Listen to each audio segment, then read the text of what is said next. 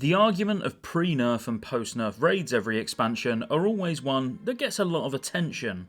So on one hand, you've got people saying it's a classic expansion that should be easier than the original, just so you can enjoy it and get through the content fairly quickly, and not having to spend hundreds of hours on progress, and on the other hand, you have people who want that challenge. They want the nostalgia of the expansion and all the things that come with it, but also want raids that are extremely challenging, and challenging by today's standards. But with all that said, what have we actually ended up with in Cataclysm? What you need to remember is most of this video is going to be opinionated. It's all based off my own personal experience since the raids opened last week, so let's start with what my experience is.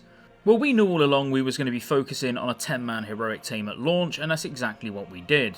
Playing with a bunch of guys from EU, it can be very difficult to get a full raid together when raids open at 11 PM and be able to keep them around for a lot of hours. Because most of us, or even myself, have got kids to get up for the next day, or even a proper job. A part of this is also we had 2 nights on the beta, and that's it, which were only a couple of hours each raid, and could only muster up 10 people for that as well. So going into when the raids opened, we'd already killed the easier 7 bosses on Heroic on the beta, so we was hoping that we would slap those ones down fairly quickly, then move on to the real progress fights. And the real progress fights, to be fair, were, obviously the ones that we hadn't done, and they were the more difficult fights. I should throw out there as well that I've done full 25-man clears with multiple heroic bosses, a couple of full normal clears on 10-man as well, and even just some fun runs with random pugs and stuff on a Friday night, so I've done quite a lot of raiding over the last 10 days. Kind of the reason you've not really seen me around on here. I do think that some of these bosses will pose a significant challenge for the large majority of guilds.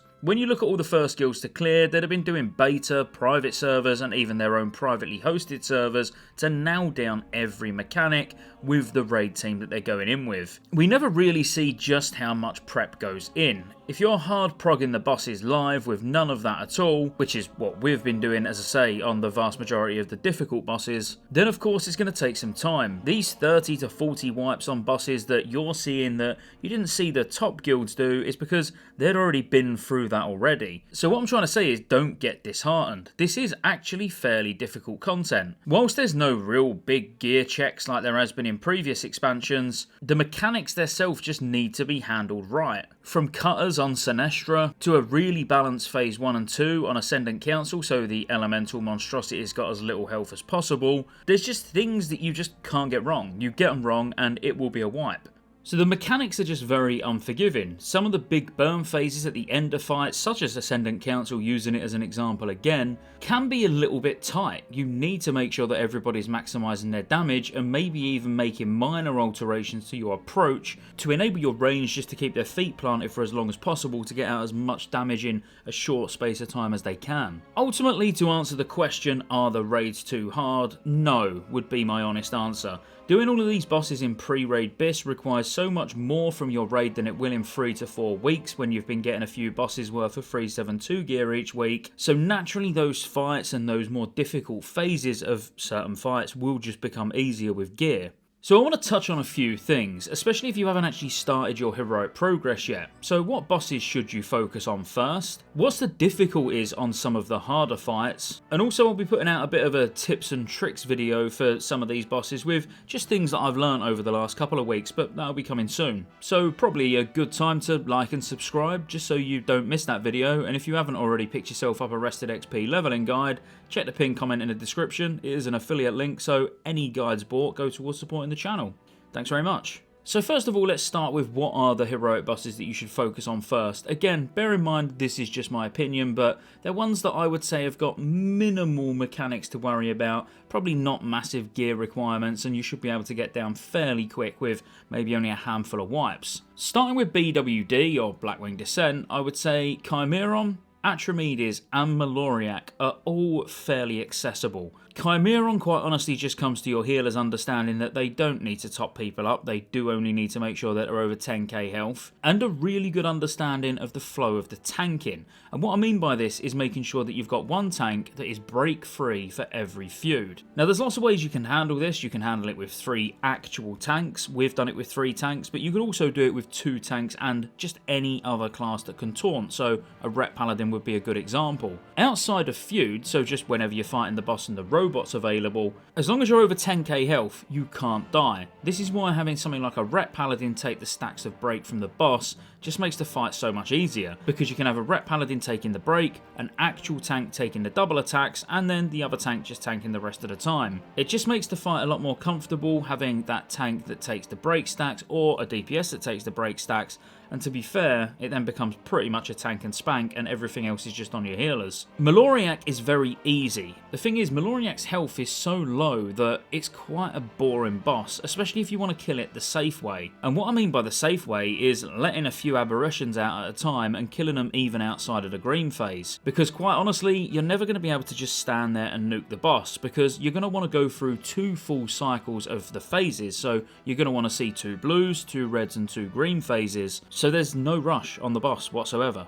So instead, what you want to do is let a few aberrations through during each phase and just have people nuke them down. So then when it comes to the green phase, you might have 3, maybe even 6 adds up, but the whole point of the fight is just to get through all 18 of the small adds sort of as quick as possible, because once they've gone, you're now not at the mercy of the boss. Because what happens is, until you've actually killed all of the adds, when you push into the next phase, the boss will summon any that are remaining. So really, the whole goal of the fight is just to get through those as quick as possible, and because you can't just full nuke the boss until they're all dead, it just makes sense to just kill a few at a time, even outside of the green phase. And honestly, Atramedes is pretty much the same as normal, except you've got to manage the gongs a lot better than you probably do on normal, because over the course of the fight you just have less, and there's some little annoying adds that jump on people's head that you just need to tab to and kill. But quite honestly, if you can do normal and you can execute normal pretty well, and by pretty well I mean you've got lots of gongs left, then you'll be fine with heroic. Moving into Bastion, and it's a little bit of a strange recommendation, but Halfus should be number 1. I think it's pretty widely known that Halfus is a very easy, accessible first heroic boss. So just take a few tanks to do this and spread the amount of drakes that each tank's going to tank, get them all stacked up, AoE them down. Once you've beat all the drakes and the adds, then the boss is pretty much a free kill. Just make sure you've got someone ready to blink or bubble or anything like that to be able to interrupt the boss when you actually push into the next phase. But Halfus is kind of a no-brainer. I would even recommend doing Halfus first and then go into BWD before progressing any further in Bastion of Twilight. The next 2 fights can be a little bit tricky or just very messy, and that's why my recommendation could seem like a bit of a strange one, but next in Bastion I would go for Cho'Gall. I think Cho'Gall is actually very, very easy. As long as you handle the adds correctly, there's just absolutely no threat. What's meant to be a bit of a burn phase in the last phase is not, it's just pure control. As long as you can handle the tentacles, make sure you've got people spreading and interrupting them, and then you're killing them. Once you've pushed the last phase, it's literally kill adds, kill boss, kill adds, kill boss. In fact, it's pretty much the same all the way through the fight. You're just wanting to move an add to the opposite side of where the boss is, nuke it down, everybody back on the boss, range then AoE the small ones down.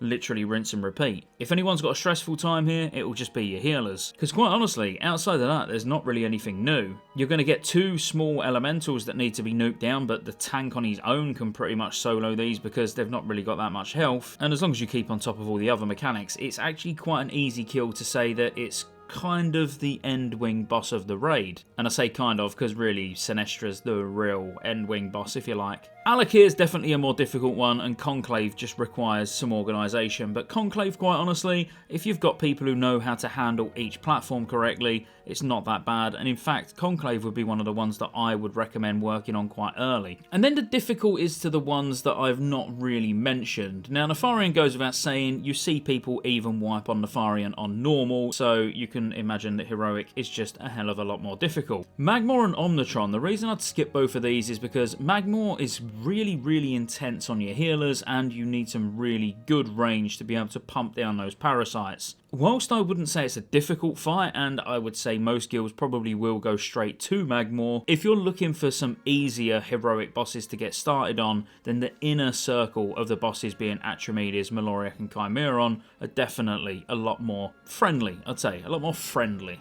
And then Omnitron's just a mess. You need everybody to understand what they're meant to do with each mechanic. It's a lot of personal responsibility. And I think once you've got people that understand all the normal mechanics and you even practice the heroic mechanics on normal, you're going to have a great time. So for example with Magmatron, even while you're doing normal, you should get used to everybody moving from the person that's targeted by him instead of the person that's targeted moving away from the raid.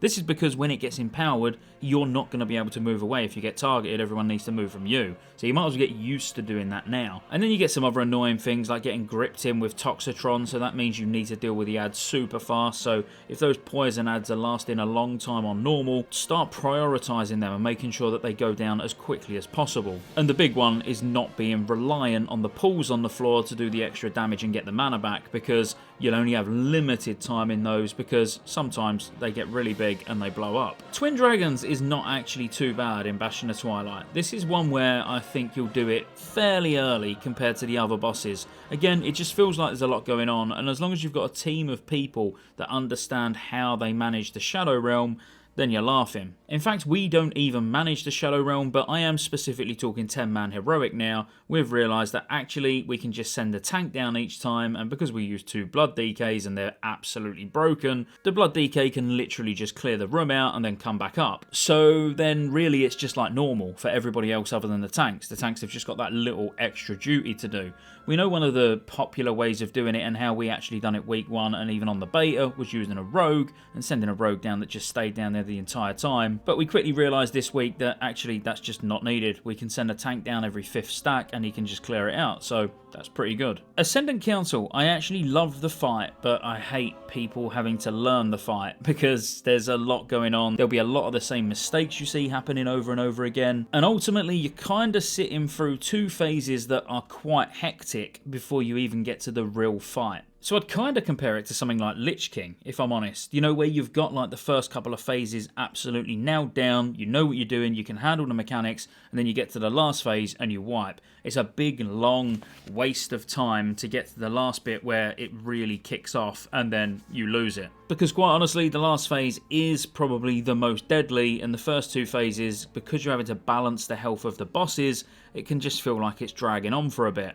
Alakir, I would say, is actually, once you've got the mechanics down and you realise how to spread properly in phase 1, getting through phase 1 is particularly important, then actually it's not that bad at all. And I think that's about it really. I think that really gives you a good rundown. I mean, I hope your heroic progress is going well. I personally, just to answer the question again of what the video is actually called, no, I don't think they're too difficult. I think they actually pose a really good challenge, and I think there's going to be quite a lot of months of progress on these bosses for some people, which is a good thing. So if you enjoyed the video, be sure to like and subscribe, and I'll see you on the next one.